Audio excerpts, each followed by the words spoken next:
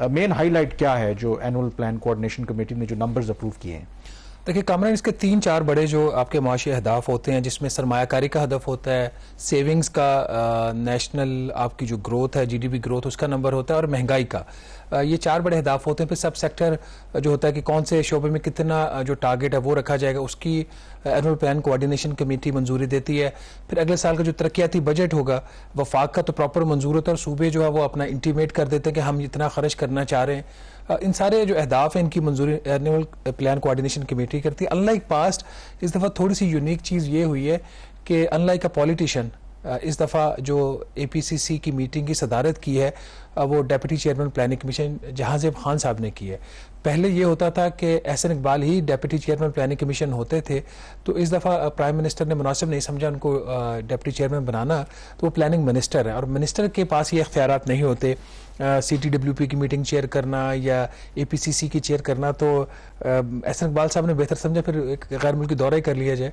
तो वो जो एक पाक सेटेलाइट लॉन्च हुआ, उसकी लॉन्चिंग के लिए वो चाइना चले गए, और एक टेक्नोक्रेट ने जो है आज पाकिस्तान के अगले माली साल के मुआशी अहदाफ और जो तरक्याती बजट है उसकी मंजूरी। इससे कोई फ़र्क पड़ता है कि अगर कोई सियासतदान या एक मिनिस्टर अगर इस मीटिंग को चेयर करता तो अल्टीमेट नंबर्स पे फ़र्क पड़ता है? देखिए फ़र्क पड़ता है। जो एक पॉलिटिकल माइंड होता है वो जो लोगों की ज़रूरियात होती है उसका ख्याल रखता है, ओवरऑल चीज़ों को वो बेहतर तरीके से देख सकता है in terms of the people perspective. लेकिन जो टेक्निकली साउंड लोग होते हैं वो मैक्रो इकोनॉमिक फ्रेमवर्क की वो ज़्यादा परवाह करते हैं, वो ज़्यादा चीज़ों को एक स्टेबल पाथ के ऊपर रखने की कोशिश करते हैं। डिपेंड करता है कि कौन चेयर कर रहा है। लेकिन ओवरऑल जो पाकिस्तान के हालात हैं इस वक्त, अगर एहसन इकबाल भी होते तो उनके पास भी शायद इतनी चॉइसेस ना होती। ये एक दो धारी तलवार है, दो धारी तलवार। एक जो सियासतदान होता है वो बाज़ दफ़ा जो इकोनॉमिक डिसीजंस होते हैं उसमें पॉलिटिकल कंसिडरेशंस ले आता है।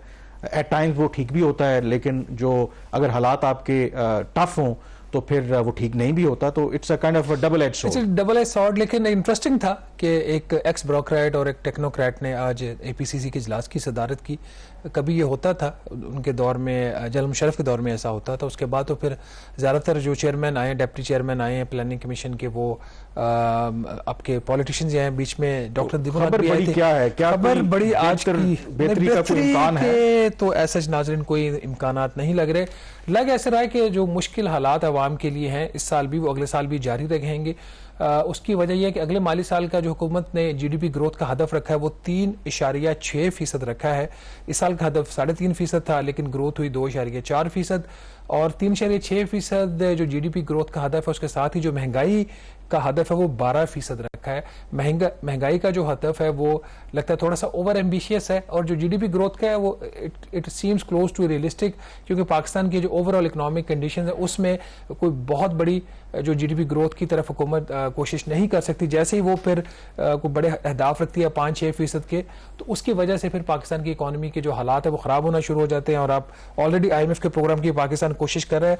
तो जो बड़े चंद अहदाफ हैं जिसमें GDP ग्रोथ का जो टारगेट रखा गया 3.6% रखा गया है। ज़राअत के शोबे का हदफ सिर्फ इस दफ़ा 2% रखा गया है। उसकी एक वजह यह है कि जो ओवरऑल कंडीशंस हैं एग्रीकल्चर सेक्टर की वो कोई अगले माली साल में कोई इतनी ज़्यादा बेहतर नहीं लग रही। एक तो वजह है कि वैसे हाई बेस बहुत ज़्यादा थी, गंदम की पैदावार बहुत अच्छी हुई, जो चावल है उसकी फसल बहुत अच्छी हुई, गन्ने की फसल अच्छी हुई, लेकिन इसके जो मौसमी तब्दीलियाँ आ रही हैं और जो इस दफ़ा गंदम के साथ सूरत हाल हुई है, जो किसानों का नुकसान हुआ है, उसकी वजह से लगता नहीं कि अगले साल कोई इससे ज़्यादा बेहतर है। 2% सिर्फ ग्रोथ का हदफ रखा है। सनतों के शोबे में कोई बड़ी बेहतरी की तवक्को नहीं है। अगले साल भी 4.4% ग्रोथ का हदफ रखा है, लेकिन इस साल से बेहतर है जिसमें बिल्कुल ना होने के बराबर ग्रोथ ही 1.2% ग्रोथ इस दफ़ा इनकी एक्सपेक्टेड है, लेकिन अभी फाइनल नंबर्स आने हैं। उसके साथ ही जो खिदमत का शोबा है उसके लिए भी 4.1% ग्रोथ का हदफ है। यहाँ पे भी कोई बहुत ज़्यादा एक्स्ट्रा ऑर्डिनरी ये डेवलपमेंट एक्सपेक्ट नहीं करे, लेकिन टारगेट्स अभी भी जो लग रहे हैं लो लग रहे हैं, लेकिन जो पाकिस्तान की ओवरऑल मारूजी हालात है उसमें ये काफ़ी टाइट अहदाफ लग रहे हैं। कामरान, इसके अंदर जो एक चीज़ before you put a question मैं इसमें हाईलाइट करना चाह रहा हूँ कि ये इवन के हम 3.6% ग्रोथ की अगर बात भी कर रहे हैं तो इसको अचीव करना जो है क्या ये हो जाएगी, और या बहुत सारे ऐसे फैक्टर्स हैं जिसके ऊपर इसका इन्हिसार होगा। प्लानिंग मिनिस्ट्री ने ये सारी चीज़ें आज APCC के सामने रखी हैं कि कौन से 10 बड़े जो मुहर्रिकात होंगे जिसकी वजह से अगर वो हो गए तो महंगाई और आपका जो जीडीपी ग्रोथ का अहदाफ है वो हासिल हो जाएंगे। अगर नहीं हुए तो नहीं होंगे। वो अहदाफ, वो जो फैक्टर्स हैं, उसमें उन्होंने जो सबसे पहले उन्होंने जो चीज़ मेंशन की, उन्होंने कहा जी कि जो इन्वेस्टर है उसका कॉन्फिडेंस अब बीट होना चाहिए। अब ये कहने को तो एक छोटा सा एक जुमला है, लेकिन ये पूरी एक पाकिस्तान की कहानी बयान कर देता है कि ऐसे वक्त में जब आपको पता है कि पाकिस्तान IMF के प्रोग्राम में होगा, हम बहुत ज़्यादा कोशिशें कर रहे हैं कि चीज़ें बेहतर हो जाए, नहीं हो पा रही, सरमायाकारी पहले ही 50 साल तारीख की सबसे लोएस्ट लेवल के ऊपर है।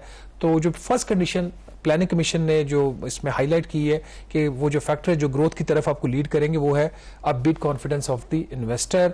होता है नहीं होता है वक्त बताएगा। दूसरी चीज़ जिसमें आपका भी इंटरेस्ट होता है वो है पॉलिटिकल स्टेबिलिटी, कि अगर पाकिस्तान में जो सियासी इस्तेहकाम आएगा तो फिर आप जीडीपी ग्रोथ हासिल कर सकेंगे। सियासी इस्तेहकाम होगा तो रुपया स्टेबल होगा, रुपया स्टेबल होगा तो महंगाई का हदफ हासिल होगा।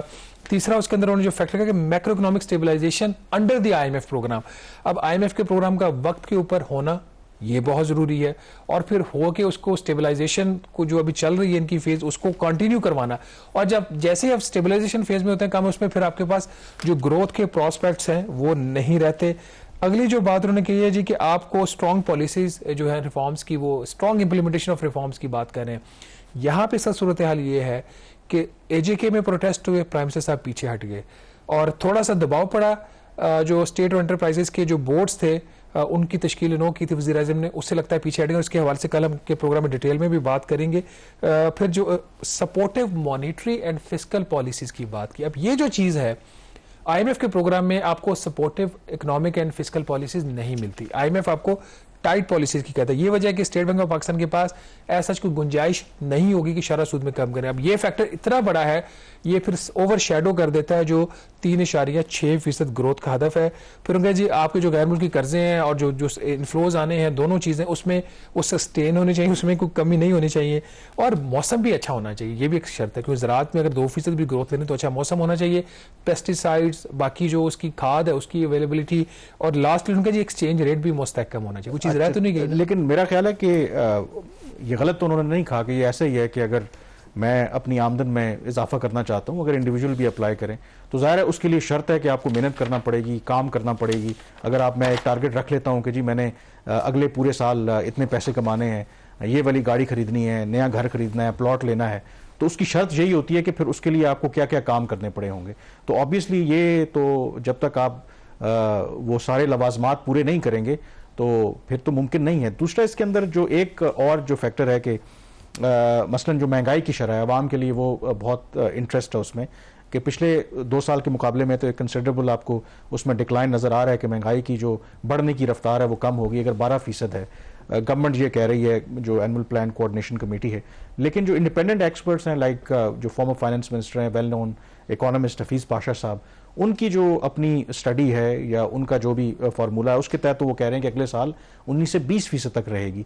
तो ये इतना बड़ा डिफरेंस क्यों है? डू यू थिंक कि जो पाशा साहब की जो स्टडी है दैट इज़ मोर रियलिस्टिक, या फिर कोई जो फार्मूला है उसमें डिफरेंस है जो गवर्नमेंट अप्लाई करती है और जो हफीज़ पाशा साहब अप्लाई कर रहे हैं? देखिए, हुकूमत हमेशा ओवर एम्बिशियस होती है अपने जो इन्फ्लेशन का जो हदफ है उसको लेकर। इस साल का जो टारगेट था वो 21% था एवरेज इन्फ्लेशन का, उसके बावजूद 26, 27 या 25% के आसपास आपकी महंगाई की शरह इस साल रहेगी। हदफ जो है हुकूमत सेट करती है, इसको हासिल करने की जो जिम्मेदारी तो स्टेट बैंक ऑफ पाकिस्तान की होती है। जो primary objective of the state bank of Pakistan है वो महंगाई को, उसकी जो प्राइस स्टेबिलिटी है वो उसका प्राइमरी ऑब्जेक्टिव है। वो मुसलसल स्टेट बैंक ऑफ पाकिस्तान इसको मिस कर रहा है। अब बात आ जाती है डॉक्टर हफीज़ पाशा साहब की। पिछले दिनों मेरी एक ब्रीफ सी मुलाकात हुई पाशा साहब से, वो इस्लामाबाद आए हुए थे, तो यही चीज़ें डिस्कस हो रही थी। मैंने कहा गवर्नमेंट जो है कुछ 12% के करीब टारगेट कर रही है, IMF का ख्याल है कुछ 13% महंगाई होगी, तो आपका क्या ख्याल है? तो उन्होंने कहा कि उनके ख्याल में उनका जो मैक्रो इकोनॉमिक मॉडल है और उसके अंदर उनके जो 2 फैक्टर्स उन्होंने जो लिए हैं, जो IMF के जो टैक्स के हवाले से उनकी डिमांड्स है पाकिस्तान से, अगर उनको आप जहन में रख लें, और जो उन्होंने करेंसी की डिवैल्यूएशन की बात की अपनी रिपोर्ट के अंदर, कुछ 329 रुपये का $1 वो रफली ले रहे हैं, तो कहते हैं इन दोनों चीज़ों को अगर आप फैक्टर इन कर लें तो एवरेज जो महंगाई की शरह है अगले साल उनके ख्याल में 19 से 20% होगी। एक चीज़, आज जब APCC का इजलास हुआ उसमें वजारत ख़जाना और स्टेट बैंक ऑफ पाकिस्तान के नुमाइंदे भी होते हैं। तो स्टेट बैंक ऑफ पाकिस्तान के जो रेप थे, उन्होंने कमेटी को उनका ये ख्याल था कि ओवरऑल तो उनको ये जो टारगेट्स हैं इन लाइन लग रहे हैं, लेकिन उनका जी बजट में क्या आता है हमें कुछ नहीं पता अभी। उन्होंने कहा जी बजट हमारे सामने नहीं है, तो अगर बजट में कुछ ऐसे मैयज लिए गए जिससे महंगाई हुई तो फिर ये 12% का जो हदफ है वो मुश्किल होगा। अच्छा, इसमें एक जो फैक्टर है, ऑब्वियसली पाकिस्तान में महंगाई की शरह में इजाफे की एक बहुत बड़ी वजह जो पिछले 3-1 साल में रुपए की जिस तरीके से बेकदरी हुई है।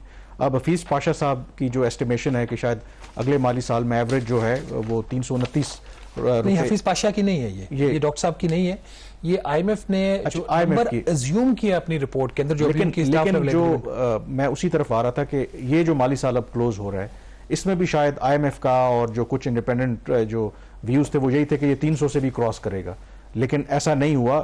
अनएक्सपेक्टेडली रुपए की जो कदर है वो स्टेबल रही। तो ये भी जो स्टेबल उस तरीके से नहीं था, असल में शॉर्ट टर्म में स्टेबल था।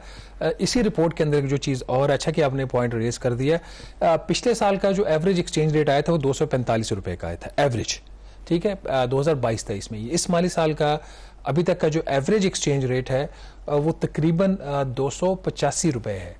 आपके इस वक्त 279 रुपए के ऊपर है जो डे ट्रेडिंग हो रही है आपकी, एवरेज 285 है। कुछ 13.5% की रुपए की कदर में इस साल भी कमी हुई है। एक जो चीज इसके अंदर कही गई है आज की मीटिंग में, जो डिस्कशन में भी आई है, इसके वर्किंग पेपर में भी आई है, वो ये कि रुपया वो और जो पाकिस्तान के गैर मुल्की ज़र मुबादला के ज़खायरे दोनों अंडर प्रेशर रहेंगे अगले माली साल में। क्यों? क्योंकि जो एक्सटर्नल डेट की रीपेमेंट्स हैं वो काफ़ी हैवी आ रही हैं।